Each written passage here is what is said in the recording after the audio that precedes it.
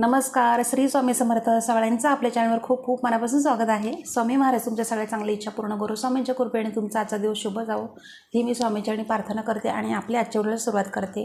आजच्या व्हिडिओमध्ये आपण अतिशय खूप सुंदर आणि महत्त्वाची माहिती पाहणार आहोत. तर आता यंदा 2026मध्ये बघा हुताशनी पौर्णिमा आहे. 2 मार्चला वार आहे, सोमवार या दिवशी आलेली आहे. आणि बघा हुताशनी पौर्णिमा आहे, होळी आहे, त्याच दिवशी बघा चंद्रग्रहणसुद्धा आहे.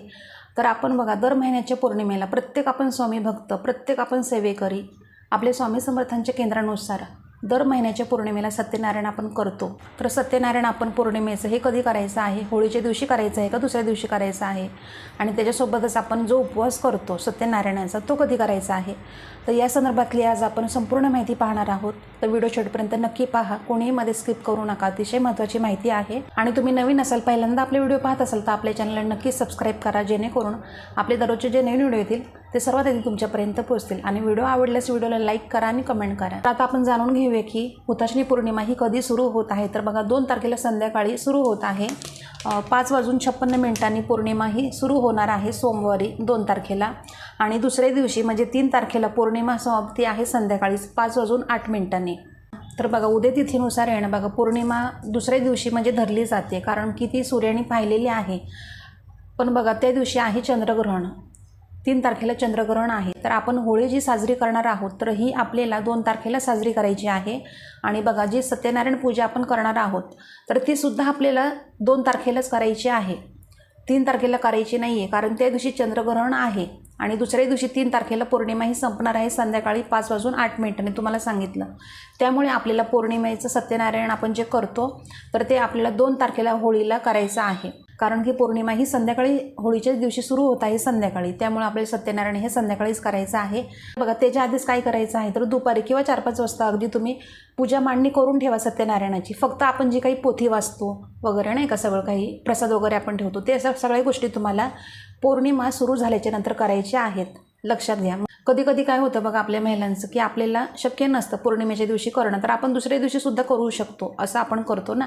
तर यावेळेस असं करायचं नाही, कारण की 3 तारखेला चंद्रग्रहण आहे, धुलीवंदन आहे, त्या दिवशी चंद्रग्रहण आहे. त्यामुळे आपल्याला बघा सत्यनारायण करायचं नाही.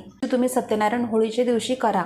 जर तुम्हाला मासिक धर्म असेल, घरामध्ये काय तुम्हाला शक्य होणार नसेल, काही प्रॉब्लेम असेल, तर तुम्ही बघा तुमच्या घरात कोणालाही दुसऱ्यांना सांगून ही सेवा करू शकता, सत्यनारायण तुम्ही करू शकता.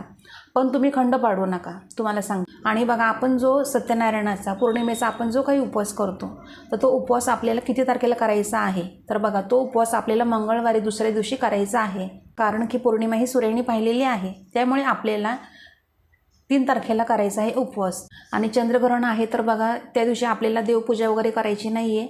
आपल्याला फक्त जे काही आपले मंत्र स्तोत्र जी काही सेवा आहे ती आपल्याला करायची आहे, बाकी आपल्याला काही करता येणार नाही. त्यामुळे आपण जी काही पौर्णिमेची सेवा करतो त्या सगळ्या सेवा आपल्याला होळीच्याच दिवशी करायच्या आहेत. तर आता चंद्रग्रहण आहे तर सर्वात मोठं चंद्रग्रहण आहे, भारतात दिसणार आहे बघा. आपल्याला त्यामुळे सेवा भरपूर करायची आहे. जे काही तुमचे स्तोत्रमंत्र तुम्हाला येत आहेत ते सगळे बोलायचे आहेत. आणि बघा या संदर्भात मी व्हिडिओसुद्धा केलेला होता की आपल्याला चंद्रग्रहणाच्या काळामध्ये कोणती अशी सेवा करायची आहे, नियम कोणते पाळायचे आहेत, आणि वेद काळ कधीपासून सुरू होत आहे, आणि गर्भवती महिलांनी, परत लहान मुलं आजारी असतील किंवा मोठी माणसं आजारी असतील ना, वृद्ध लोकांनी म्हणजे कोणते नियम पाळायचे. तर त्या संदर्भात बघा संपूर्ण माहिती आहे आपल्या यूट्यूब चॅनलवरती. मी परवाच व्हिडिओ केलेला होता, तुम्ही चेक करा अजून पाहिलं नसेल तर.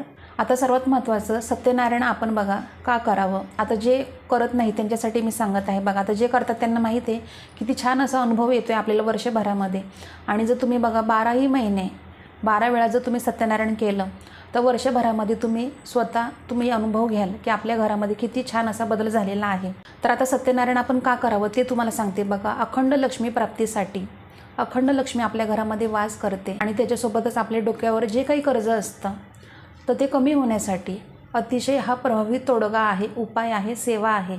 त्यामुळे आपल्याला दर महिन्याच्या पौर्णिमेला सत्यनारायण हे करायचं असतं. आता बघा बऱ्याच जणांना असं अवघड वाटतं की सत्यनारायण आपण कसं करावं ना, खूप मोठं वाटतं. बघा अहो काही नाही, अतिशय साध्या सोप्या पद्धतीने आपल्याला सत्यनारायण हे करायचं असतं. जर तुम्ही कधी करत नसाल आणि तुम्हाला जर पहिल्यांदा करायचं असेल सत्यनारायणची पूजा, तर बघा कोणत्याही पौर्णिमेला तुम्ही सुरू करू शकता सत्यनारायण करायला. असं काही नाही कधी करावं आणि कधी नाही.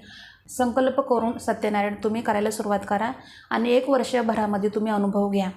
आणि बघा आता सत्यनारायण पूजा मांडणे आपल्या घरच्या घरी अगदी साध्या सोप्या पद्धतीने कशी करायची असते, तर त्या संदर्भात संपूर्ण माहिती आहे, व्हिडिओ आहे आपल्या चॅनलवरती, तुम्ही चेक करा. तर आता बघा खूप कमी जणांना असं वाटतं की सत्यनारायण का करावं, असं काही नसतं, काही होत नाही. बघा तुम्हाला सांगते कारण काय आहे सत्यनारायण पूजेचं.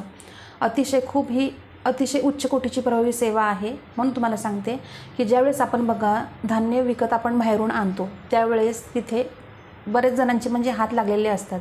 तर त्यांनी काय होतं बघा, अन्नातून दोष आपल्याला लागत असतात, आपण ते धान्य वापरतो. त्यावेळेस आपण दर महिन्याच्या पौर्णिमेला घरामध्ये आपले सत्यनारायण आपण करतो. त्यावेळेस बघा ते धान्य काय होतं, पवित्र होतं आणि ते धान्य आपण पूजेमधलं आपल्या धान्यामध्ये घरातल्या टाकतो. त्याने मग काय होतं, अजून ते पवित्र होतं, शुद्ध होतं, असं असतं. त्यामुळे बघा अतिशय महत्त्वाची ही सेवा आहे. त्यामुळे जर तुम्ही कधी करत नसाल तर करायला सुरुवात करा, कोणत्याही महिन्याच्या पौर्णिमेला करा. तर आता तुम्हाला समजलं असेल. आणि जरी तुमचे काही प्रश्न असेल, काही समस्या असेल तर आपल्या व्हिडिओच्या कमेंट बॉक्समध्ये कमेंट नक्की करा आणि व्हिडिओ हा जास्तीत जास्त शेअर करा. तर आजच्यासाठी फक्त इतकंच. तर तुम्हाला आजचा व्हिडिओ आवडला असेल तर आपल्या व्हिडिओला लाईक करा, शेअर करा आणि सबस्क्राईब करा अजून केलं नसेल तर. आणि कमेंट करायला मात्र कोणी विसरू नका, एक कमेंट नक्की करा.